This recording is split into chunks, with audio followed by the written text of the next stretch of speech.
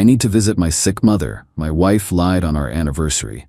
Hours later, I saw her Instagram post, on a yacht with her ex. He's my soulmate, she bragged in the comments. I packed everything and left. When she returned home, she found nothing but an empty house and divorce papers on the floor. I'm 35M yesterday. Our 5th wedding anniversary. It started with Clara, 34F, looking all serious, telling me her mom took a nasty tumble down some stairs, said she needed to drive down there immediately, 3 hours south.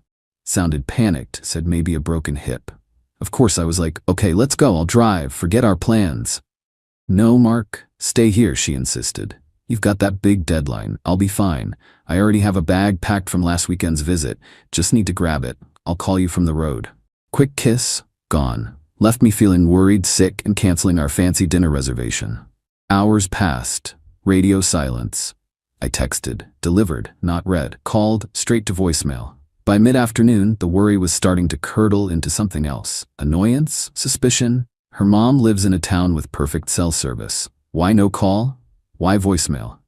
Around 4 p.m. my phone buzzed. Not Clara. A DM on Instagram from Chloe, 30F, someone we know peripherally. More an acquaintance from Julian's, 36M, Clara's ex, circle. I barely know her. The message read, "Hey Mark, sorry if this is weird, awkward, but wasn't Clara going to see her mom today?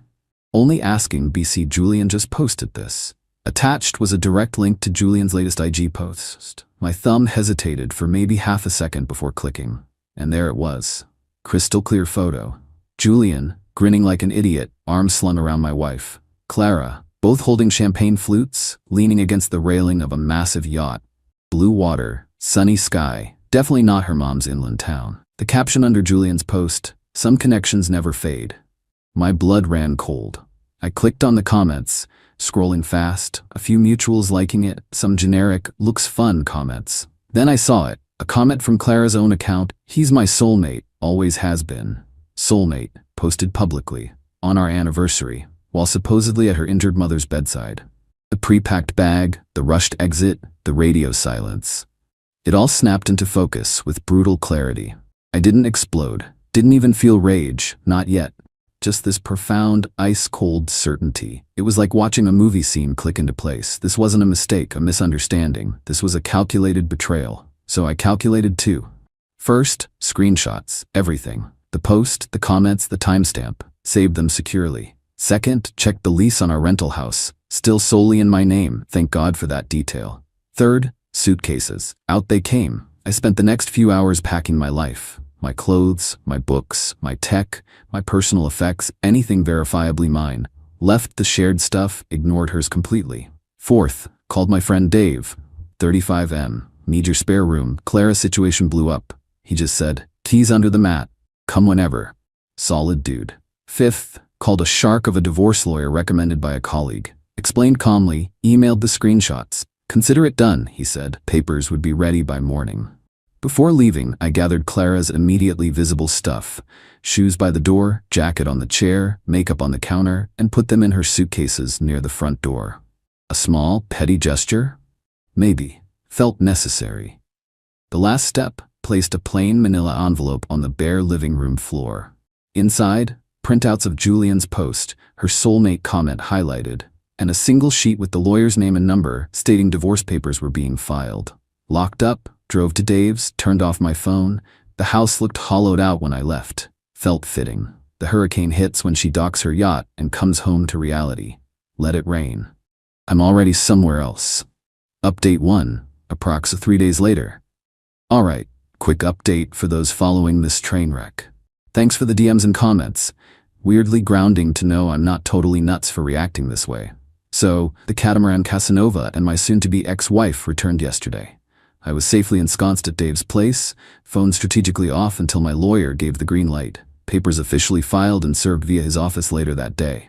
When I did turn it on, apocalypse. Dozens of missed calls, voicemails escalating from tearful confusion. "Mark? Where are you? What happened?"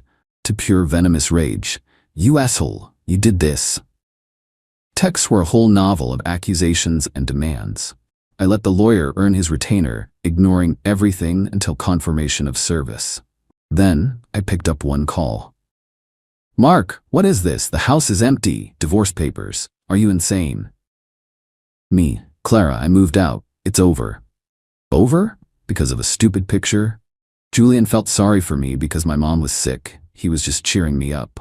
The lie morphed impressive. Me, Clara. Chloe sent me the link. I saw the post. I saw your comment. He's my soulmate. Always has been.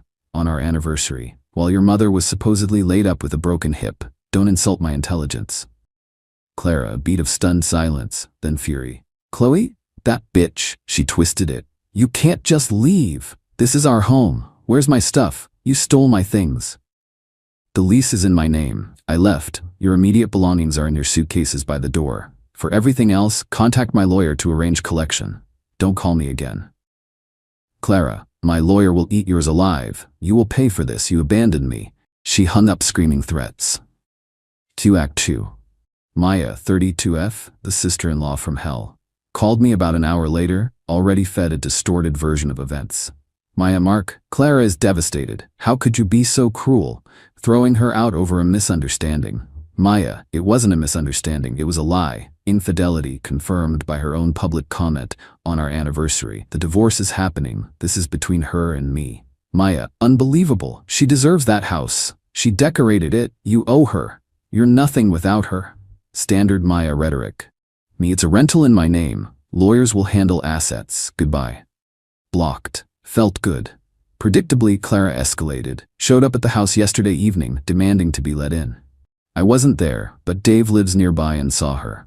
She apparently tried the key, realized the locks were changed. Yep, called a locksmith the day after I left. Showed him the lease, ID, everything legit. He confirmed ownership, leaseholder status before touching anything. She started banging on the door, screaming. Then, she called the cops. Claimed illegal eviction. Locked out of her residence. A patrol car showed up. Dave saw them talking to her. Then they presumably called me, forwarded to my lawyer as instructed. My lawyer handled it, faxed the lease agreement to the precinct, explained the situation. Legal resident changed locks on his rental after filing for divorce due to documented infidelity. Other party was notified to arrange property collection via legal counsel. The cops, thankfully acting by the book, informed Clara it was a civil dispute. They couldn't force entry. She needed to go through lawyers. Dave said she absolutely lost it on the officers, screaming about her rights, calling them useless. They eventually told her to leave the property or risk disturbing the peace. No sign of Julian offering soulmate support during this curbside meltdown. Surprise, surprise. Lawyer sent her lawyer the formal notice today. 7 days. Arrange a time. Collect all personal belongings. Neutral third-party presence mandatory. Dave for me, she can bring one non-Julian person. Failure means storage unit at her expense after the first month. The entitlement is breathtaking.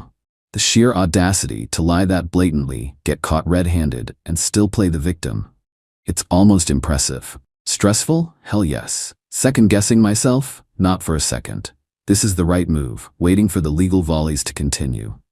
Final update, approximately 2 weeks later.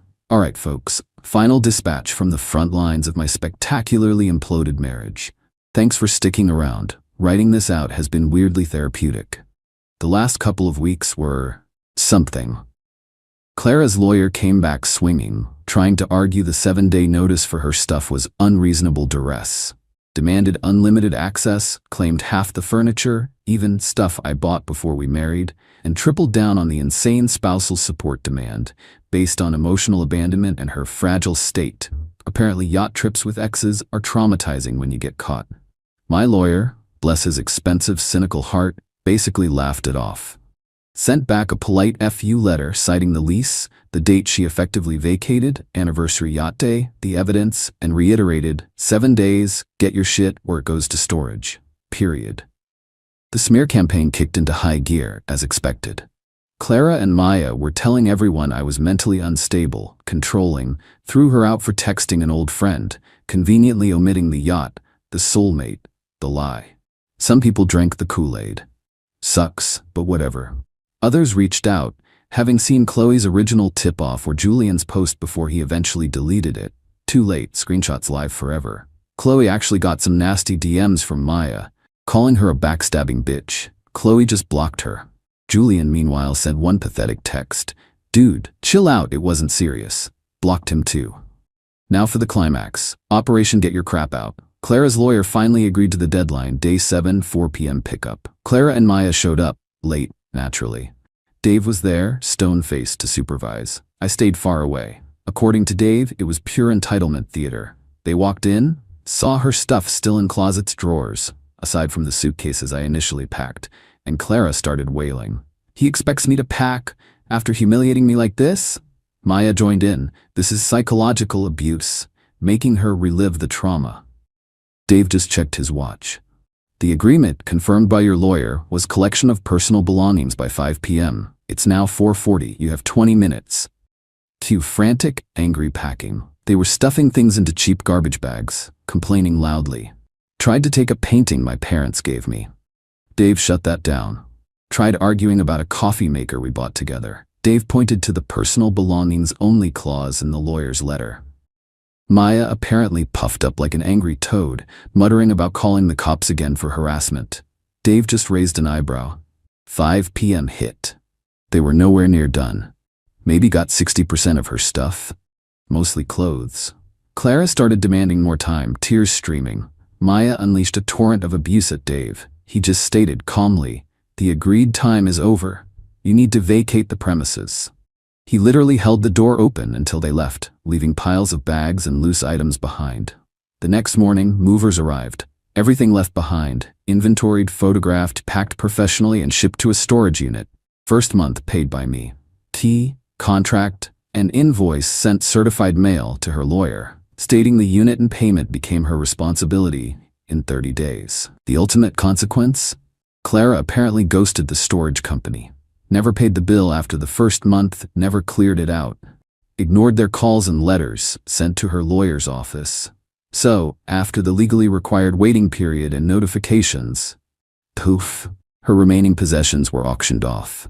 Designer shoes, clothes, keepsakes she didn't grab, gone. All because she couldn't follow a simple deadline stemming from her own shitty choices. That, my friends, felt like justice.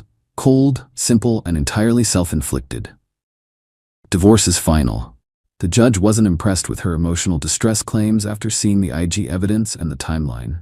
Spousal support was minimal, statutory standard for a very limited time. We split the meager actual marital assets 50-50. Her lawyer tried to fight for more, but had zero leverage. Last I heard, she's crashing with Maya. Julian? Vanished like mist once the financial and logistical reality of her situation set in. The soulmate connection apparently didn't extend to paying her bills or helping her move. Shocker. Me? Still in the rental. Feels quiet, but clean. Started therapy, highly recommend. Rebuilding friendships, focusing on work. Does it still hurt? Yeah, sometimes the betrayal hits fresh. But mostly, relief. Freedom. I didn't orchestrate some mastermind revenge plot. I just reacted, drew boundaries, and let the consequences play out naturally. She built the yacht, she sailed it, and she ultimately sank it. I just refused to go down with her. Thanks for reading my saga, Reddit. Time to close this chapter.